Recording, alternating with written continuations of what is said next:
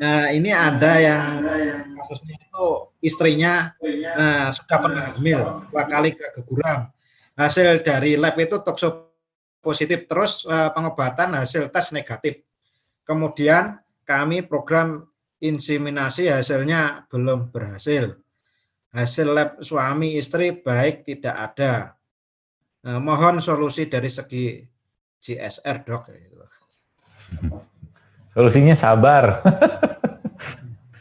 Ya sabarlah, kalau semua sudah baik-baik saja, ya maksudnya labnya bagus, bapak ibunya bagus, ya sabarlah. Tetap pertahankan pola-pola tadi ya, tambahkan dengan berpuasa, ya mulai mengurangi makanan-makanan minuman yang tidak sehat, ya tambah dengan rempah rimpang, ada probiotik.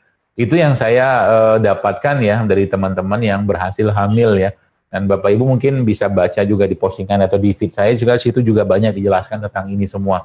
Jadi yakinlah memang kalau memang rezeki Allah akan kasih anak, pasti Allah akan kasih. Ya karena Nabi Zakaria pun sudah umurnya 100 tahun pun masih Allah berikan kepada beliau alaihissalam putra ya, meskipun saat itu istri beliau pun sudah mandul. Jadi jangan khawatir, pasti tetap akan ada jalan tentang itu. Cuman ikhtiarnya jangan stop ya, jangan putus berbaik sangka kepada Allah Azza wa Jalla. Itu mungkin Bu yang saya bisa kasih saran. Ya dok, ini ada pertanyaan lagi dari Pak Agus Winarso Semarang. Apakah pasien COVID dapat diobati dengan bahan alam yang mungkin bisa dibuktikan itu bukti yang selama ini bisa dari yang diklaim bisa menyembuhkan COVID ini? Apakah pasien COVID dapat diobati dengan bahan alam? Ya dapat lah. Kalau pertanyaannya dapat aja. Cuman tadi gini Bu, Pak, ya masalah regulasinya kita ini kan kadang-kadang ya agak-agak repot. Semua kan butuh data, butuh apa gitu loh. Jadi ya saya pribadi teman-teman yang COVID, ada teman-teman saya gitu kan yang saya terapi dengan ini tuh ada. Dan alhamdulillah dengan izin Allah sembuh tuh juga ada. Cuman kita ya diam-diam aja sama saya gitu kan. Jadi kalau tanya bisa nggak dengan bahan alam, bisa. Cuma masalahnya apakah regulator di negeri ini gitu kan, terutama mungkin ID ya khususnya membuka hati, bukan membuka hati khususnya untuk menjadikan ini pilihan sebagai salah satu bentuk terapi. Ya itu aja. Kalau nggak mau ya mau kata kita kayak apa juga tetap nggak bakal di approve gitu kan. Jadi kita ya ala-ala kita sendiri aja, sebatas yang bisa, kalau saya sebatas yang bisa saya bantu buat teman, yang penting mereka bisa sembuh, alhamdulillah gitu kan. Perkara nanti ada riset atau apa tuh menyusul belakangan lah, karena sekarang kita bicara itu life saving, nyelamatin nyawa orang gitu loh. Jadi kalau ditanya ada, insya Allah ada ya, dan bisa kok insya Allah sebenarnya. Ditambah lagi dengan bahan-bahan yang lainnya seperti itu. Iya dok, ini ada pertanyaannya, puasa yang berkaitan dengan detoksifikasi, ada suatu kelompok anti zat kimia sintetik yang menganjurkan puasa 24 jam atau sekuatnya, kemudian konsumsi kelapa tua mentah setiap hari sebanyak 1/4 buah kelapa dalam jangka panjang untuk mencegah dan menyembuhkan penyakit yang diderita. Bagaimana pendapat dokter mengenai hal tersebut? Mana pertanyaannya? Coba lihat. Pertanyaannya diminta pendapatnya yang terkait dengan puasa yang 24 jam untuk mendetoksifikasi zat kimia. Jadi ini puasa yang mungkin tidak wajar kalau di rumah itu kan mungkin puasa kan sekedarnya hanya dari habis subuh sampai maghrib ya gitu. Kalau ini 24 jam gitu. Yang konsumsi kelapa tua mentah gitu. Ya baik. Baik, bismillah. Jadi kalau kita bicara tentang puasa sebagai bentuk detoksifikasi, biarin aja deh. Biar aja.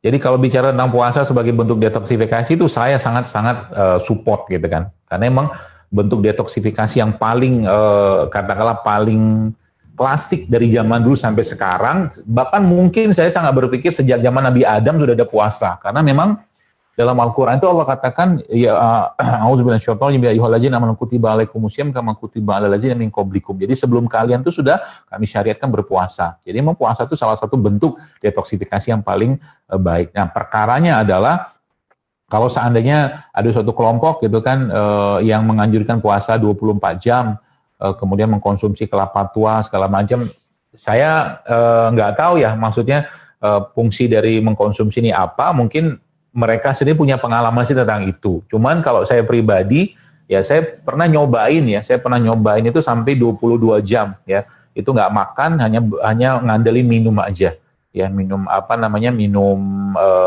air putih sama beberapa jenis herbal, itu ternyata badan kita emang fitnya luar biasa.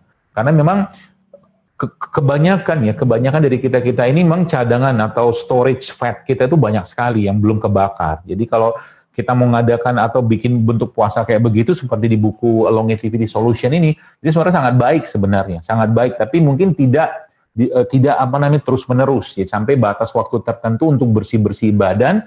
Dan tanda badan kita fit itu kan kita sendiri yang paham.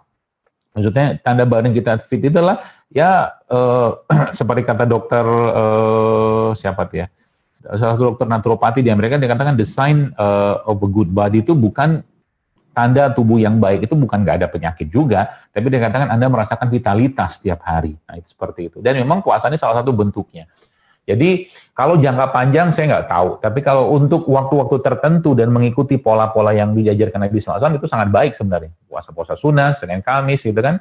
Senin Kamis kan kita punya berarti setiap minggu tuh kita ada fase detoxnya dalam tubuh kita. Jadi saya katakan itu sangat baik sebenarnya. Cuma perkaranya minum tadi makan kelapa tua mentah ya, itu saya nggak tahu tuh. Mungkin mereka punya dasarnya apa. Yang jelas kalau kita bicara kelapa ya, saya pernah posting juga santan atau kelapa itu memang lemak jenuhnya sangat baik ya, lemak jenuhnya sangat baik.